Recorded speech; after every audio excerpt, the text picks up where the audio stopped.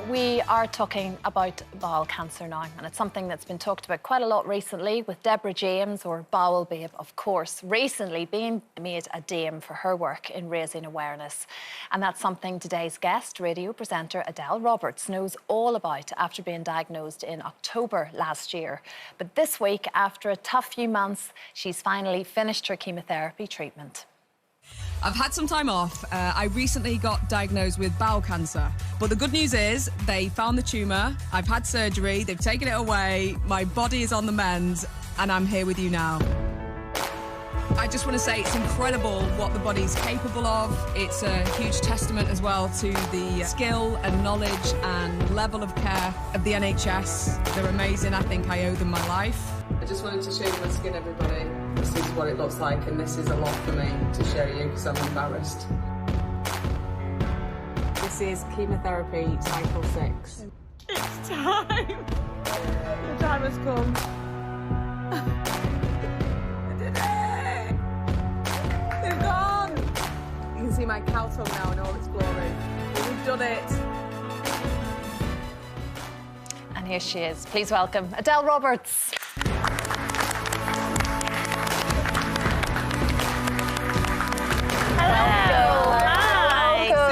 Adele, my goodness me, we've been following this turbulent few months for you, and you've been incredibly honest online and keeping us all up to date with where you've been. But this week's a good week. Oh, it's an amazing week. It feels wonderful to be here with you ladies. And yeah, on Monday, I had my final batch of chemotherapy. That must be incredible. Oh, because I imagine at the start that seems so far away to get to there. And it was December when I started, yeah. And so yeah, it's like May now, and it felt like it was never going to end. and every cycle I had, it built and built and got sorer and sorer. But we're there now. We've done it. Fantastic. I'm so excited. So what happens next? What's the next process? So in 6 weeks I'll have a scan, and then hopefully I'm cancer-free. Oh, so that's when I'll get the final OK. Hopefully, fingers crossed. Amazing. Thanks. Yeah, so bowel cancer has been in the news so much lately. Do you think it's a cancer that women don't think about? I mean, talk me through your diagnosis. Yeah, I had no idea about bowel cancer before I got it. Yeah, because we've talked on this show so much about breast cancer, cervical cancer, all those gynecological cancers, but tell me how you discovered you had it. Yeah, so when I went to the toilet, I started to notice mucus. Yeah. And then the mucus started to get blood in it. And because it was during the pandemic, I didn't really want to call the doctors because I didn't want to be a burden. Yeah. I thought it was something I'd eaten. My girlfriend thought it was because I ate kale a lot. She was like, it's just kale. But then it started to get so regular that I thought, you know what, I better call up just in case. And then they sent me for a colonoscopy, and then they found that I had bowel cancer, and it was just such a shock because I didn't feel ill. You know, and I didn't realise... And you keep really fit, don't you? Like running and... Love running and going to the gym. You didn't have any pain? Didn't have any pain. Also, wasn't aware of bowel cancer, and I got told initially by the doctor that I was probably too young.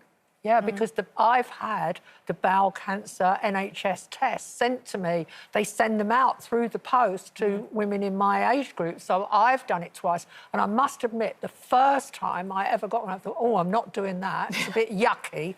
And then, thank goodness, I have done it twice since, because every so many years you get it. Wonderful. It's so important because if you catch it early, it's treatable. But sadly, as you mentioned, Deborah James, you know, Bowel Babe, her cancer got caught too late. Yes. And so now she's, you know, having to be basically looking, you know, like having to be looked after in a hospice, isn't she? Or she's getting care at home. Yeah. And that necessarily didn't need to happen. If she'd have known about the symptoms earlier, maybe she could have got caught earlier and then they could have treated it. It's like you said, you know, you're a young person, you're fit, you're healthy, you were doing all the right things. And so naturally, even doctors would probably have said, no, it'll be fine. And so it is listening to your own body and knowing when there's something remotely odd go for whatever appointment you need to, and maybe get a second opinion if necessary, if you still don't feel there's something not right. Well said. And I think, you know, the story you were talking about before about, like, erectile dysfunction, I felt a lot of shame. I didn't want to go to the doctor. I thought it's embarrassing.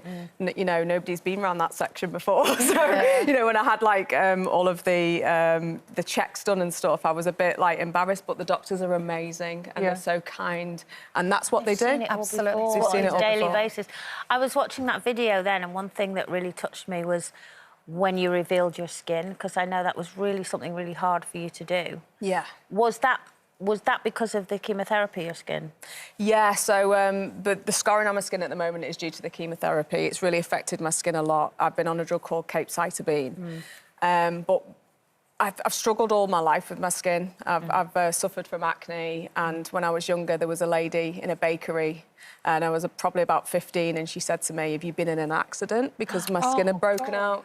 And ever since then, I just covered up, and I've not even shown my family my face. So that was the first time to... First time. So that was another major step. Yeah. But I guess when you get something like bowel cancer, things like that are just like, oh, it doesn't matter, guys. You know, I'm still here, whatever my skin's like. Totally. I'm just thrilled to be alive. Why the gloves then as well? Is that... Yeah, so the chemotherapy, it really affects my skin. So I've got, like, layers of skin missing from my hands, from my feet as well. I don't want to get my tongue out again, but you saw my cow tongue. You know, I've got, like, dark marks on my tongue. I don't know why I said yes then. Like, I was agreeing you had a cow tongue. I mean, I saw your tongue. So you've been through, you know, you've been through the mill, but what about your partner, Kate? Because it's also tough for your loved ones, isn't it, to see you going through, Absolutely, and I think that, you know, I worry about Kate. I hope that she gets the support and help that she needs. I try and be there for her, but, yeah, it's a big toll on the family, isn't it, Colleen? You know that, you know. And because they always try and be brave for you. Absolutely. And sometimes you want to scream yourself and cry. Yeah. But you think, they're not, so I can't. Yeah, it is hard.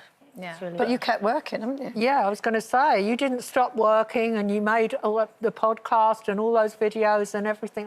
So going forward, what's the next thing you want to achieve? Oh, that's a great question. I think the next thing is hopefully to go on holiday. Yeah. Nice. Hopefully be on the beach with my little stoma. So I've got a stoma at the moment. I was going to say, hi, is Audrey. Oh, Audrey, I love Audrey's like part of the family, isn't she? She is. And for people that really don't know who Audrey is, because I know Audrey, but I'll let you explain it, though.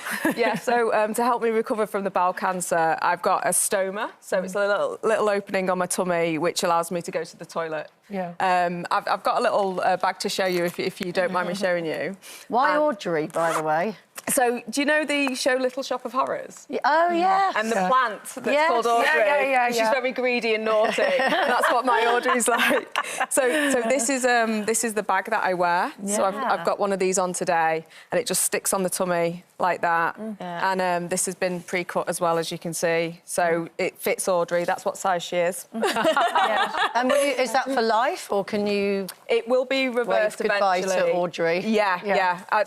You know, you saying that, it makes me feel emotional because she's got me through so much and she's helped save my life, and I will be sad when she goes away. But my girlfriend says, you know, don't worry, she'll still be in there. She'll just be inside your tummy. She still exists at that point. You've come across so many people that have a stoma for all various hosts of reasons, and it's much more common than we think, isn't it? So again, us talking about it today, showing it, that's just what it is. And it's been part of your life for the past few months. And that's wonderful to see you looking so well, actually. And this week has been monumental now in recovery. And here's to the next big party and the holidays and the good things and enjoying life again, Adele. Thank you very much. It's so good to see. And send our love to Kate, of course, too. Oh, I will do. It is. Absolutely. It's great to have you here. Lots of details on how to spot signs of bowel cancer on our website. There's also help with any of the subjects we've just discussed. That's at itv.com/helplines.